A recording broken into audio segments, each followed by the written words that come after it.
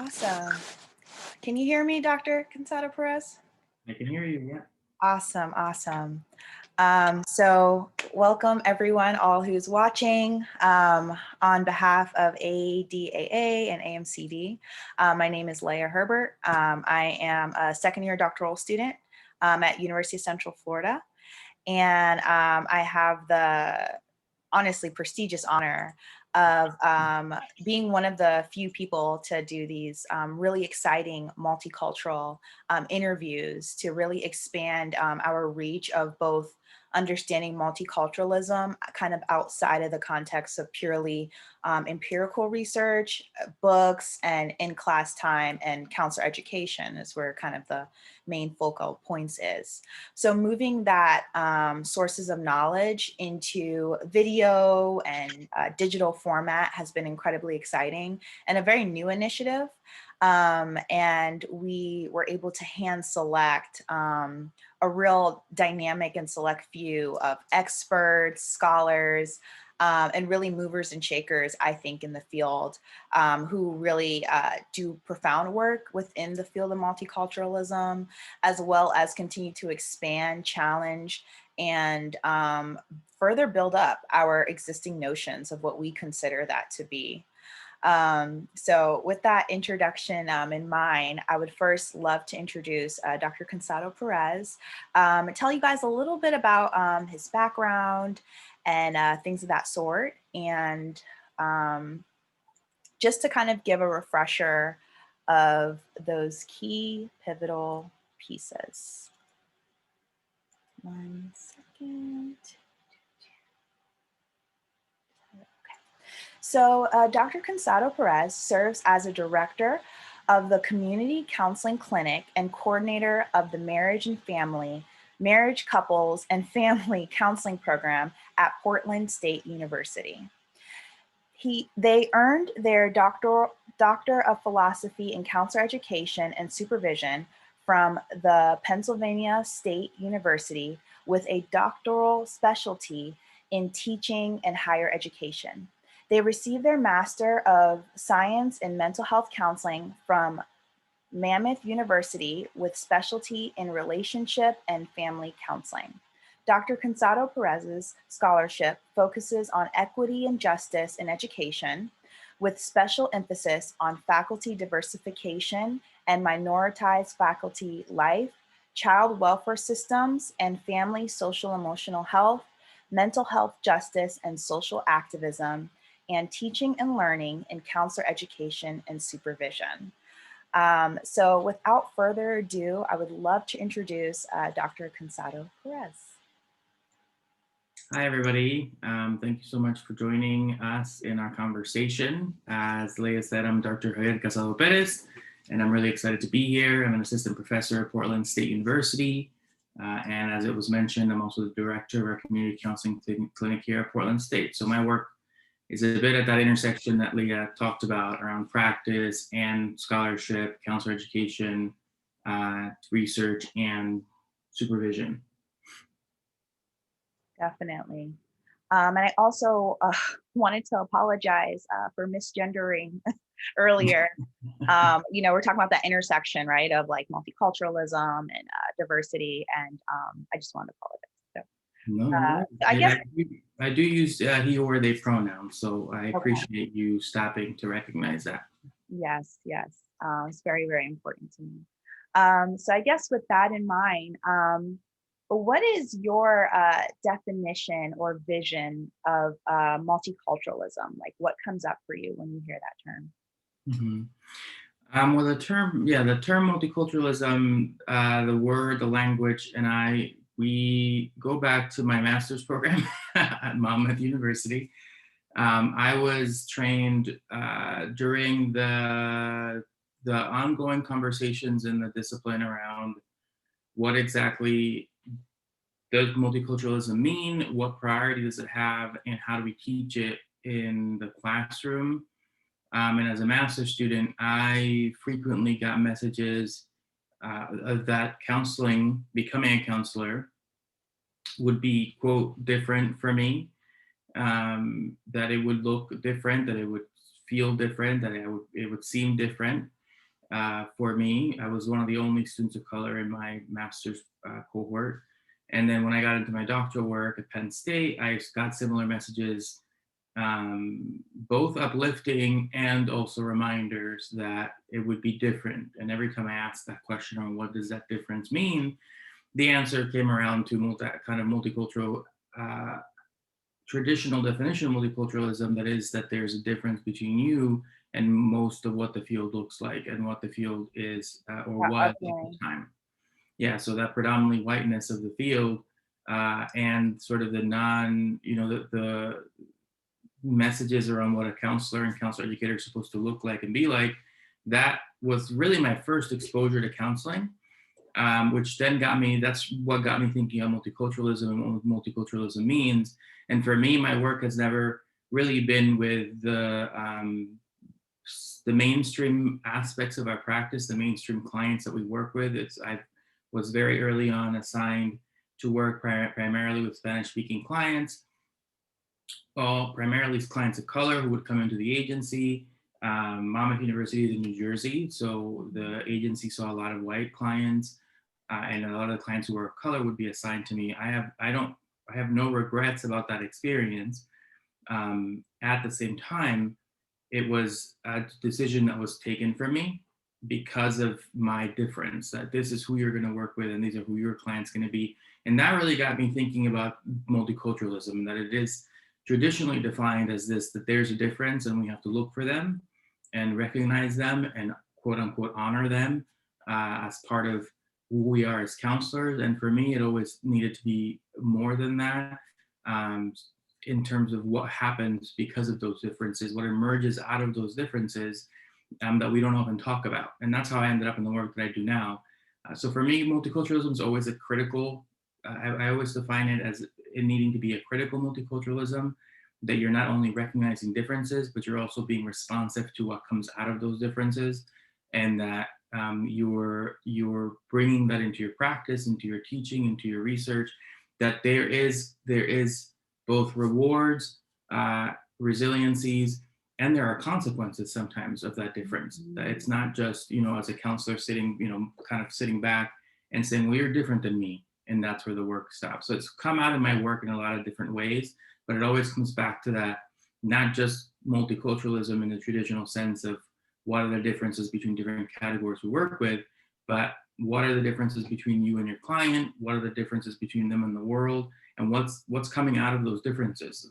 What are the challenges that they're facing, as well, of course, as the rewards that they have and the strategies for coping, survival, thriving, resiliency that they have had to develop because of those differences. So it's a long-standing relationship between me and the work. Wow. First and foremost, I wanted to say I really appreciated your response. I'm going to definitely be using this in my teaching, but I really appreciated it, especially just being a person of color and navigating that intersection. And I'm supervising for the first time this semester, and hearing your answer about critical multiculturalism, both being this awareness and this responsiveness, as well as this like responsibility and reflexivity. And like, there's consequences for calling you this word. There's consequences for that micro or macro aggression. I never even considered the political act of who gets what client as an aspect of multiculturalism. So I just really want to thank you for that, because I'm like, wow, like that is such a political choice. Why are certain, students getting these certain clients, and it's, I don't know. I just think there's so much more work to be done considering that choice. Well, yeah, and that's the piece, as clinic director, that speaks to me as clinic director, because now I'm in the position of assigning clients or referring clients to students and needing, and counselors in training, both on the practicum level and as well as the internship level. And that's the piece for me that I need to think about it in terms of how do I create a system of referral that doesn't fall into the same traps as the way that I got referrals when I was in their position. Because the power that I have of defining for a student what it's going to look like and mean to be a counselor isn't something that always happens in conversation. And that's the piece that I have appreciated about the movements that we have made in terms of from traditional multiculturalism now to the most recent rendition of the multicultural and social justice competencies, is understanding that the power that we hold as educators, as clinicians, as supervisors doesn't always manifest itself through overt conversations, but oftentimes it's through smaller behaviors and some smaller actions. When I choose to say this client's going to go to this person because of a shared identity or a shared language, and I'm doing that for every client with that comes in, but I've never spoken to that student about that referral process, that there's like an inherently kind of tremendous power in that I have taken away agency from the student as well from the client, and I've made this match. So for us, for me in this role now, it's considering, okay, I have been through what it's like to be tokenized and to be taxed for my identities by organizations. I want to make sure that I'm not doing the same, that students can have opportunities to work with clients with shared identities, if that's something that the student would like to do, but that isn't something I'm doing or a decision I'm making on their behalf without their consent or conversation. And that comes into my work in other areas, not only in my research, but thinking about the evolution of broaching in our practice. That's also an area where we make a choice as clinicians to whether or not to talk about the differences and then what comes out of difference for our clients when we're working with them, that we can have a practice where we never talk about this and it just never comes up in terms of identity coming up in our work as clients. But I'll get on a soapbox, so I'm gonna just pull back in. I think it's a great soapbox, and I think intentionality like that is needed in practicum and internship settings. And I love the piece, and I'm like trying to stay on target, but I'm just like, I love this conversation. But I just love the piece that was also said about knowing the student and also knowing the client needs. I think most programs really do a good job knowing the client, right? We have the intake forms, we have, when we're getting them in our system, we kind of have that down packed, but knowing the students and knowing their comfortability, knowing, and not overlooking students as well. Like for myself, for example, like being, Black and also South American and conversationally fluent and culturally, I would say very similar in that regard, and being comfortable working with bilingual clients and, possibly being overlooked because of, unfortunately, those Latinx intersections. So I just think that's so important, knowing the student, knowing the client, and being intentional and letting them know that referral process. Well, it's also, for me, there's also this element of how do I challenge every student in the program, not just some students in the program. And that's a piece with multiculturalism that I think about often, is that multiculturalism, and a lot of it's been written about frequently, how traditional models of multicultural education were designed to help students with privileged or main kind of centralized identities learn how to work with marginalized clients or clients experiencing minoritization, and how that's something that we need to challenge and that we need to complicate and critique. And in my work, that also applies to referral processes, is how do I keep focus, or how do we as a team keep focus on challenging all of our students and not only some of them, by assigning these clients with, if you mentioned being a counselor who identifies as Black and South American, am I remembering that correctly? And so then if I take all the clients who come in with those identities and give them to you, then that's a very tokenizing experience, that you are expected that because of your similarity, that's what will make you a good counselor. You're not challenged in, well, what about skill? What about theory? What about my intentionality of my practice or logistics? How do I do informed consent? How do I apply my skills, my core, intermediate, and advanced skills? You want to learn that. Like students, a lot of times students of color want to learn that too, and they want to be challenged further, but that attention shifts to other students who are then centralized to be the focus of that attention. And that's something that I like to challenge, is that really students across the board should be challenged in the ways that mean something to them. And that's why it's so important to talk to students about what their interests are, what they want from their practicum or their internship experience, and then working as a supervisor and as their instructors to provide a kind of a multiculturally critical way to make that happen. That it's not tokenizing or just what is that expression? I don't remember. The kind of painting with a wide brush or whatever it is, that you're just applying the same to everybody without realizing that doesn't challenge some students in the way they want to be challenged. Definitely. I think that intentionality as well, and that ability to be okay with kind of changing things is needed. So the second question that I was also kind of considering was, what role does social justice play in your work? Well, social justice to me is that the need or the demand or almost the requirement that you're doing something to make a change, that you're actively working and actively asking yourself questions to revise, reform, adjust, adapt your processes. That justice requires a continuous examination of what I am doing and what I have been doing. And then that I integrate that into my work, whether it's changing the classroom every term or every year, reviewing my syllabi or the curricula for my course, or how I'm designing my course activities, or whether it's in practice and thinking about how do I design my waiting room, how do I design my informed consent, what languages do I have my informed consent in, given the population that I work in or the community that I work in.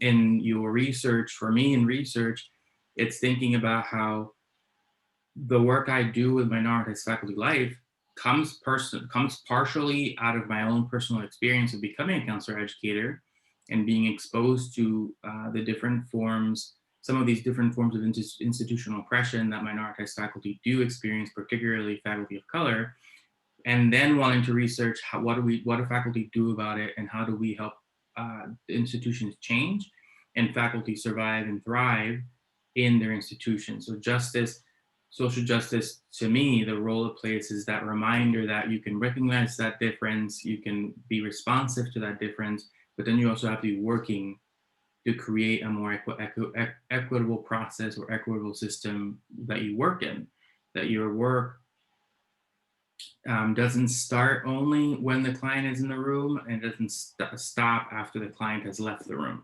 That it is, you have your practice as an advocate with your client and where your client is there, and then you also have your practice as an activist when your client isn't there, when you are working to improve the system or the structure that you're currently working in. Definitely. It sounds like too, social justice is very active and not passive. And I think, it's that passivity is so easy. It's so easy to put that word on our statements or put that word on our, right in the door, but, really having that, infusing it in all the multiple identities that counselor educators wear is so important. So I appreciate that. The third question I had was, why is it important to consider lifespan development when working with clients? Yeah, I really like this question. I don't know if we ask it enough.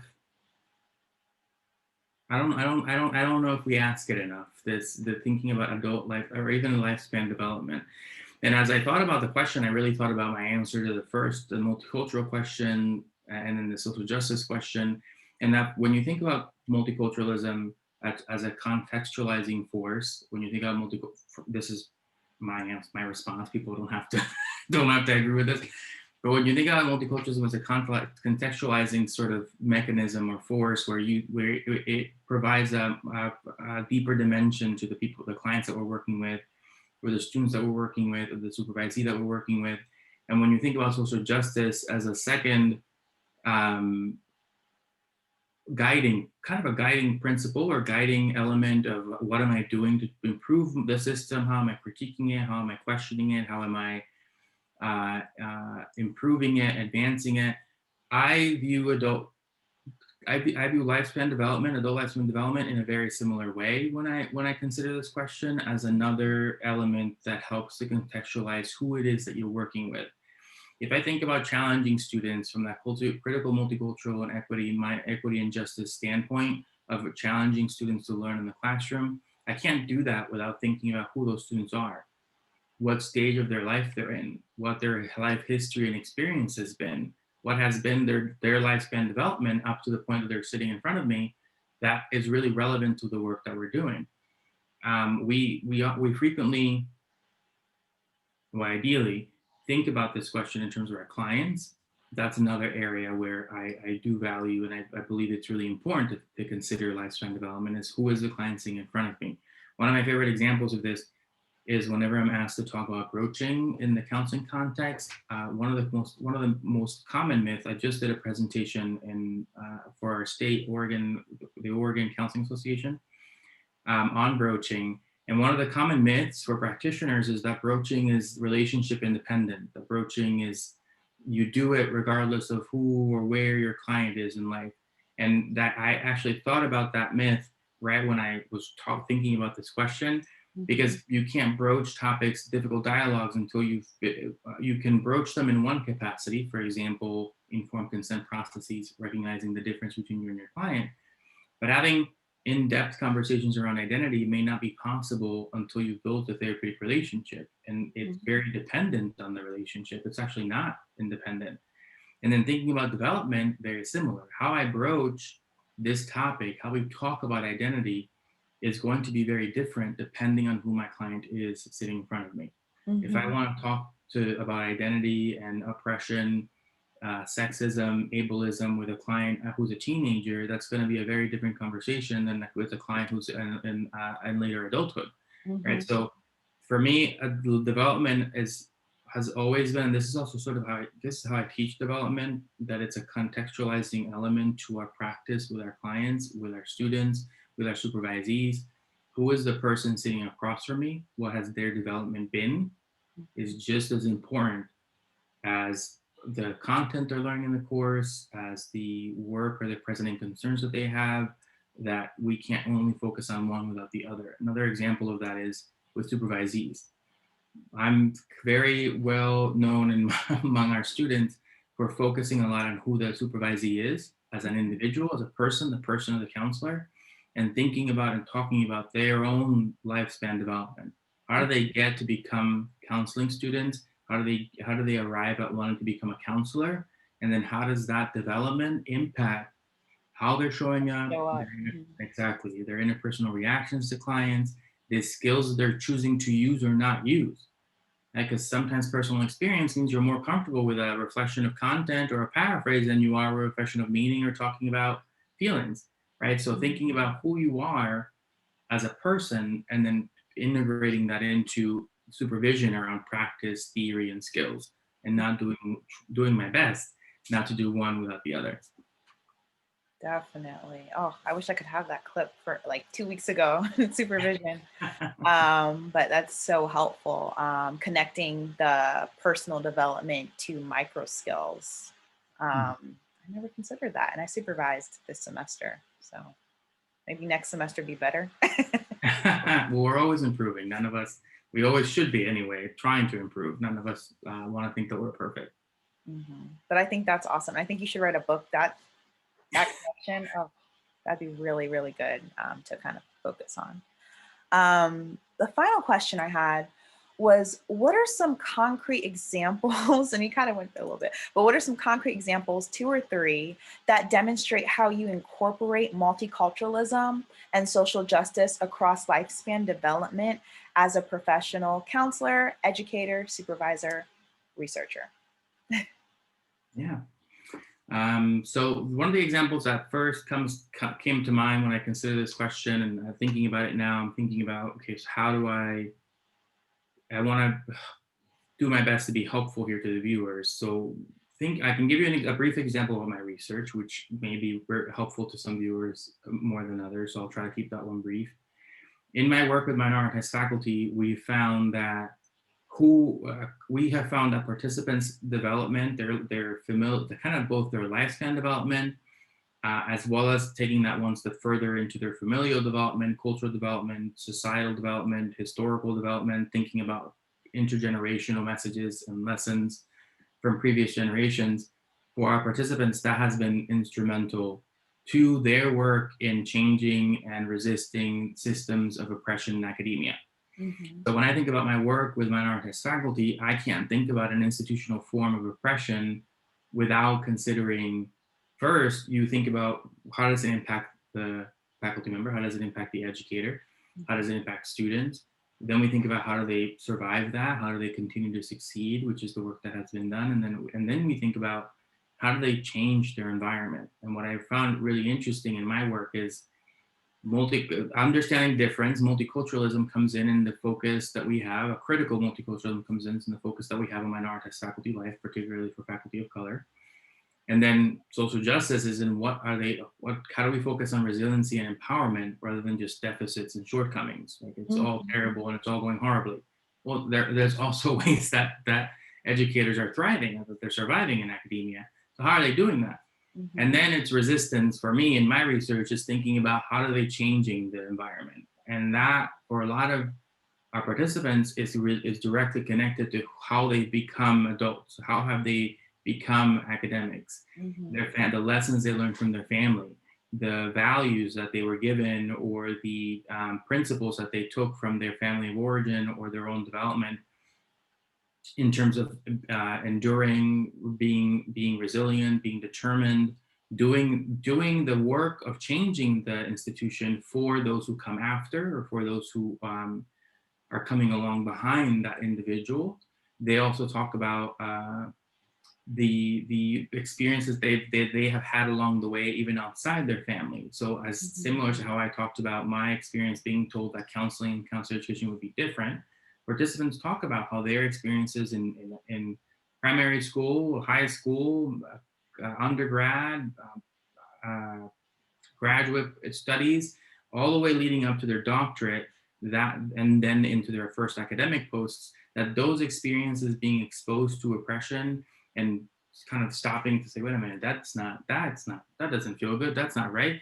All of those experiences that have all come into how they work now in the institution to change. And I think that that's a really, beautiful, fascinating, important lesson, is that those small experiences all the way back to when participants were kids are coming into how they are and who they are now as academics and as scholars.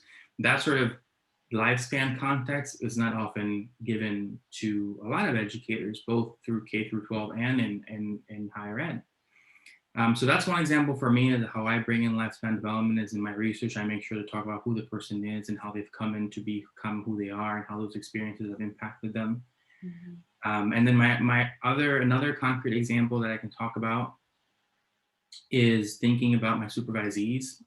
As I mentioned already, I think that that's a very good place for me to consider this question, is because with a lot of work with supervisees, we spend considerable amount of time thinking about multiculturalism in our practice and how we're reacting. I mean, I remember recently one supervisee was we had this really great moment of insight in supervision because they realized that they were responding to their male identified clients differently than they were responding to their female identified clients. So there was this very apparent warmth that one was getting over the rationality that another was getting, and that was sort of an eye-opening moment for them. But then we don't want to stop there, right? We want to think, well, at least I don't want to stop there. I want to think about how do we, at the very minimum, have a conversation about where this has come from for you in your own life that then led to this message. Not just, and a lot of supervisors do this, I don't know if I'm particularly unique in this regard, but it's an example that I can think of, is that if we can think about where this message has come from for you in your own life, then we can prevent it from continuing, rather than saying, okay, now we know you're doing that, so stop it, and then moving on with supervision.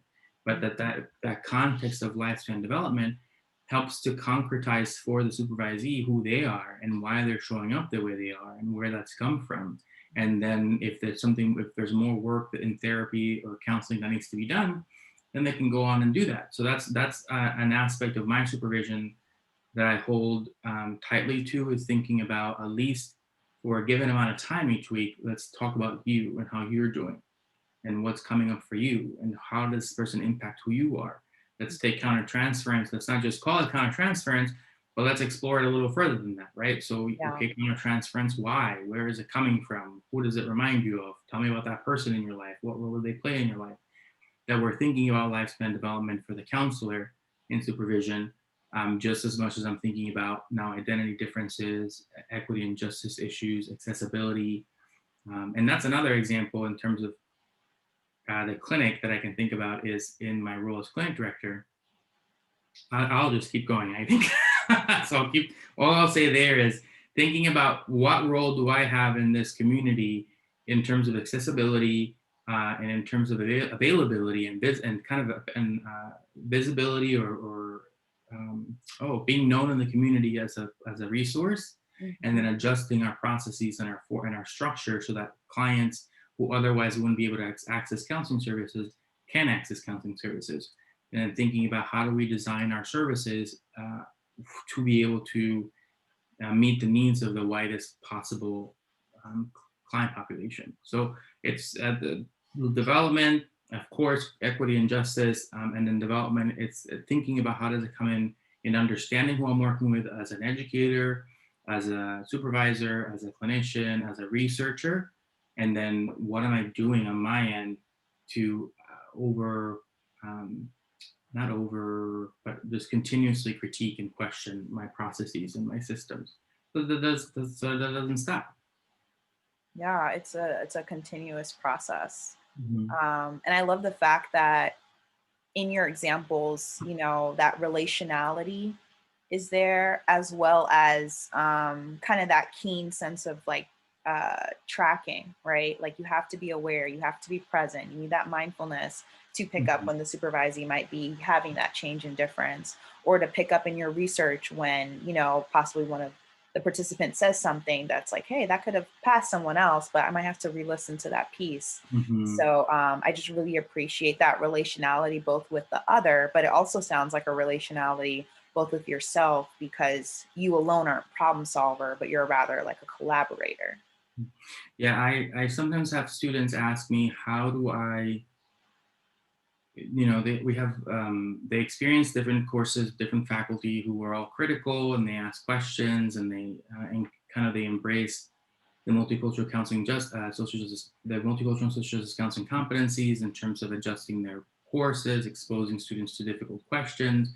And I don't know if difficult is the right word, but sort of more advanced questions. And students will ask, well, how do I become critical, right? How do I become, and sometimes the question is even more acute or more pointed, right? How do I become critical without just hating everyone and everything in the Yeah. world? And what I tell students is exactly what you said. You have to become comfortable with always asking yourself questions. Hmm. You don't want to always ask yourself, well, what's the problem here? How could I take this further? How could I change this? Who am I missing? How am I not addressing the needs of certain either cultural groups or across the lifespan? How is this only focused, or is this class designed only for traditionally college-age students, but doesn't challenge my older second career students, right? So like, if you don't get comfortable continuously asking yourself questions without that being a burden, then it can be really difficult to be a critical person, because it's really about continuously asking yourself questions. I had some students recently who wanted to use a land acknowledgement in one of their presentations. And even in that regard, I said, how can we complicate this even further so that you're not using this as a boilerplate statement or as a generic check off the box? If you're talking about older adults, then how do you adjust your acknowledgement to address the older adult population in the Black and Indigenous community, if that's what you want to do? How do you take this further rather than say, I want to do this because it sounds like a good idea? It is a good idea. And then let's take it one step further and complicate your desire to do this. It's that, yeah, like you said, it's that comfort of wanting to become comfortable with asking myself continuous questions, which sometimes can feel tiresome. And most of the time, we want to remind ourselves of how important that is, that we are not forgetting the history of a thing just because we're tired of having to ask a lot of questions about where it came from and why is it this way, where did it, but that's part of being critical. Hmm. I love That's that part of piece. social justice. I love that piece too. What I'm feeling too is also this idea of, in that being critical and that questioning, we're also expanding our reach and our umbrella of who can, benefit from this change, or who can I impact, or, what am I, showing the people underneath me, maybe the first year that's looking at me as a second year, different things of that sort. So I really like that piece about, you're not questioning the question, but in your questioning, you're really expanding this reach. And I think that's just such a strong and impactful note to really end our interview on. So I just really wanted to thank you so much. I think I got so much gems from this, and I can imagine what the viewers will be getting. I think before we end off, it'll be really helpful if you have any sort of contacts that you feel comfortable to share. If there's anyone that's watching this that wants to share their insights with you, or they've just really got as much as I got from your discussion today, if you'd like to share any sort of contact points that audiences can reach out to you.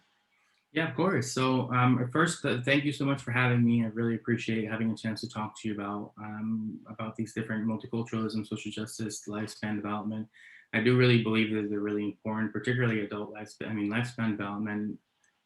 Like I said, I don't think we often take enough time to talk about it and to slow down and to really consider what that means to think developmentally. So I wanted to say thank you again for that opportunity, and thanks to everybody for watching. I hope it's helpful. I'm by no means, the expert. I do the little bit I can in the little corner that I have, and I hope that that's useful to some folks. My contact information, you can, my office line is 503-725-8106 if anyone wants to give that a call. But the easiest and the quickest way to reach me is by email. And the fastest email I can give you is j.casadoperez@pdx.edu. So if you take a look at it's essentially my first initial period, Casado Pérez @pdx.edu. And that's the quickest way to reach me.